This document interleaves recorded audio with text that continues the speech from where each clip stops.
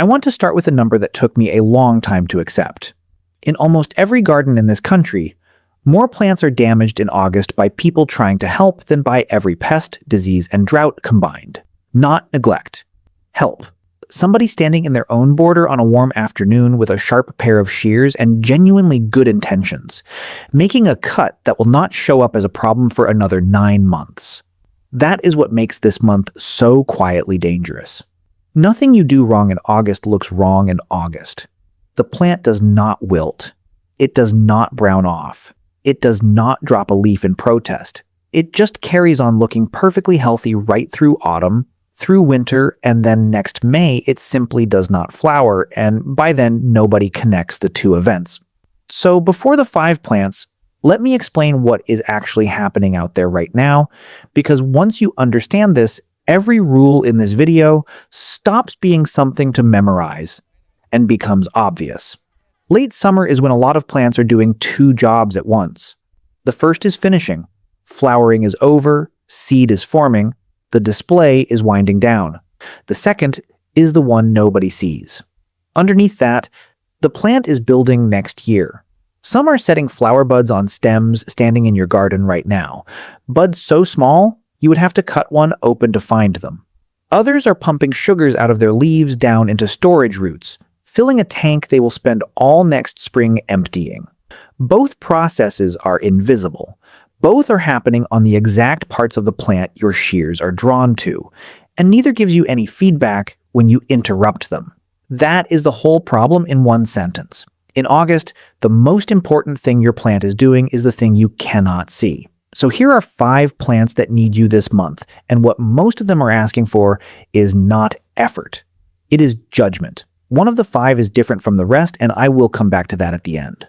Subscribe if this is useful, because these videos run on a calendar, and the one that matters is always the one timed to the month you are standing in. Let's begin with the plant that has caused more quiet disappointment than anything else in American gardens. Hydrangea. Hydrangea macrophylla. Zones 5 through 9. The big mop head in blue or pink that half the porches in this country have sitting beside the steps. Picture a stem on that plant right now. Green, leafy, unremarkable. Somewhere in the joint where a leaf meets that stem, a bud is forming that will become a flower next July. It is forming this month, and it will sit there, dormant and invisible, through autumn and all winter, waiting. Now picture somebody tidying that plant in October because it looks messy going into winter, or trimming it in March because the bare stems look dead. They have not shaped the plant.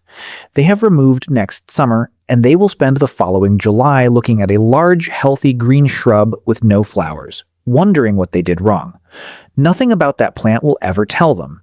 That is what makes it such a persistent mistake. So the August rule for a mop head is the most restrained on this list.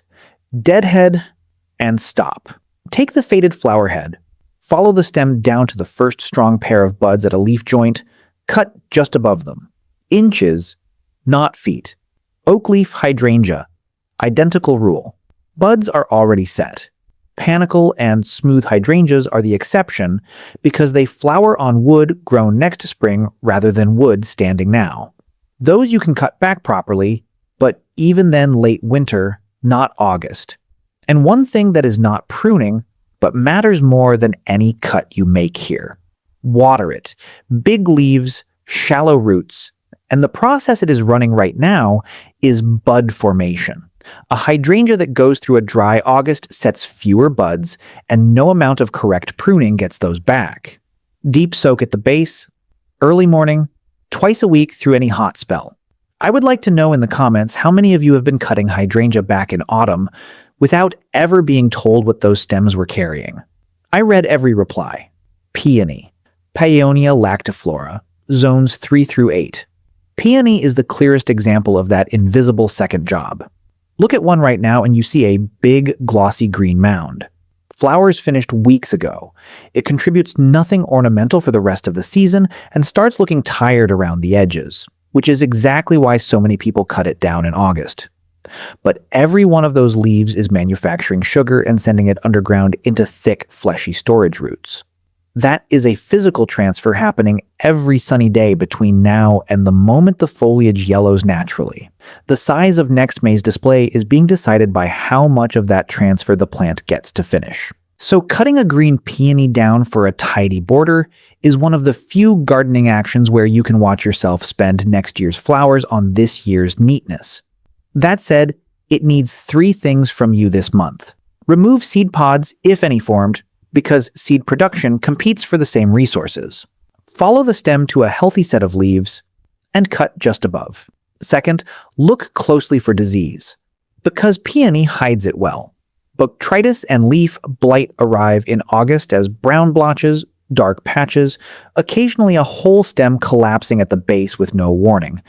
Anything showing that comes out at ground level and goes in the bin, not the compost heap, because those spores overwinter happily and come back next spring. Third, leave every healthy green leaf where it is until it yellows on its own, usually late August into September. Then cut the whole thing to just above ground. 2 footnotes. Tree peonies keep a permanent woody frame and should never be cut down. Only deadheaded. And if yours has looked healthy but barely flowered for years, the problem is often depth rather than pruning. Peony buds want to be an inch or 2 under the surface at most, and a crown buried under successive years of mulch grows leaves enthusiastically and flowers reluctantly. That is a September or October fix, not an August one. Climbing and rambling roses. Rosa, roughly zones 4 through 9. This one is different from the first 2 because it is the one plant today where being timid is the mistake. Ramblers put on one enormous display in early summer, on wood grown the previous year. That show finished weeks ago. Meanwhile, the plant has been throwing up new canes all season, and those canes are next year's flowers. So August is when you clear out the past to make room for the future. Skip it, and the plant slowly becomes a dense tangle where old exhausted wood crowds out everything new. Start with dead, damaged, diseased. With roses, you have to actually go in and look, because dead canes get trapped inside the tangle and rot in the middle where you would never see them from outside. Then the part that changes the plant. Take out about 1 in 3 of the oldest canes, right down at ground level. You will recognize them easily. Thick, dark, often peeling bark, against the smooth green vigor of this year's growth. That opens the structure so light and air get through, which cuts fungal problems more effectively than anything you could spray. And it triggers strong replacement canes from the base. Fair warning, this is a physical job. Gloves that cover your forearms and cut each cane into sections as you free it, rather than pulling the whole length out in one go. Then the detail most people never hear. Tie your strongest new canes in as close to horizontal as the support allows. A cane pointing straight up flowers at the tip and almost nowhere else. Bend that same cane sideways and buds all along its length wake up and flower. It is the difference between a small cluster 6 feet above your head and a wall of blooms running the whole span of your fence. Same plant, same pruning. Completely different result, purely because of the angle you tied it at. Lavender. Lavandula. Zones 5 through 9. And this is the one where the mistake is not recoverable. Everything else on today's list costs you a season if you get it wrong. Lavender can cost you the plant. The reason is structural. Lavender is not really a herb in the way people picture. It is a small woody shrub that happens to be covered in aromatic foliage, and underneath that soft silvery growth there is a hard gray skeleton. That gray wood carries almost no dormant buds. Almost none. Which means if you cut into it there is nothing there to grow back from. The stem does not resprout. It does not recover slowly. It simply stops, and that section of the plant is finished permanently. And here is the trap. The plant most likely to tempt you into that cut is the plant that most needs help. An old lavender that has never been trimmed sprawls open in the middle, showing bare wood in the center with a fringe of green around the outside. It looks like it needs a hard renovation. Every instinct says cut it back and start again. Do that and you will not renovate it. You will kill the parts you cut. The correct August job is small. Once the flower spikes have faded to brown, trim across the soft green growth only, taking about a third, shaping the plant into a low, rounded dome. That dome shape is doing real work. Water runs off a rounded plant and sits in the middle of a splayed one. And standing water in the crown through a wet winter is what actually rots lavender out from the inside. So you are not just shaping it for looks, you are building it a roof. And the rule underneath all of it: if you find yourself squinting at a stem trying to judge whether it is still green enough to cut, stop. That hesitation is information. Cut higher. Being cautious with lavender costs you nothing at all. Being wrong costs you years. Coneflower, Echinacea purpurea, zones 3 through 9. I have put this last on purpose because after 4 plants of me telling you where to stop, this is the one that hands the decision back to you. There are 2 legitimate answers here, and they lead to completely different gardens. The first answer is to deadhead. Take the spent flower heads back to a healthy leaf or bud lower down the stem, and in a decent year, you will often get a second smaller flush of color running into September. Tidy border, extended season, exactly what most people expect from a perennial. The second answer is to leave every seed head standing and not touch the plant at all. Those dark cones are a food source. Goldfinches and sparrows work them right through the coldest part of the year.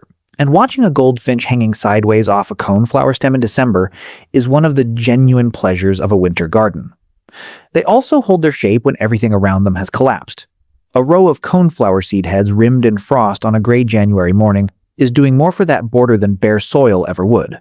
So it is a real choice, and it depends entirely on what you want the garden to be between now and spring: color and neatness, or structure and birds. Tell me which side you land on in the comments, because I suspect this splits almost exactly down the middle, and I am curious which way this audience leans. Now let me pull the whole thing together, because there is a pattern here worth naming. Hydrangea asked you to take inches instead of feet. Peony asked you to leave the tired-looking foliage alone until it decides it is finished. Roses asked you to be bold with the old wood and clever with the angle. Lavender asked you to stay above a line you cannot see clearly and can never uncross. Coneflower asked you to decide what kind of winter you want. 4 out of 5 of those are exercises in restraint. That is not an accident of which plants I picked. That is what August is. It is the month where the garden is doing its most important work invisibly, and where the most valuable skill you have is not knowing what to cut, but knowing when to stop cutting. That is a genuinely difficult thing to internalize, because standing in a garden with a full bucket of clippings feels like an afternoon well spent, and standing in a garden having removed almost nothing feels like you have wasted your time. This month, the second one is usually the better gardener. So, 3 quick things before you go. Subscribe, because the timing is the entire value here. A hydrangea warning in November helps nobody. Drop a comment telling me which of these 5 you are least confident about, because I promise whatever you name, several hundred other people are staring at the same plant with the same uncertainty. And hit like if this was useful, because it decides whether this reaches the next person who is about to make one of these cuts this weekend. One last thing. I said early on that one of these 5 is different from the others. That plant is lavender, and I want to be very clear about why before you go outside. Every other mistake in this video is a delay. You lose a season of flowers. You get a smaller display. You get a slightly untidy border for a year. All of that comes back. Lavender does not.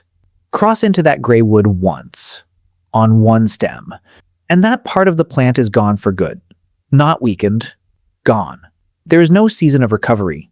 No coming back the following spring, no fixing it. That is the single thing from today I most want you to carry out the door with you, which is exactly why I saved it for last.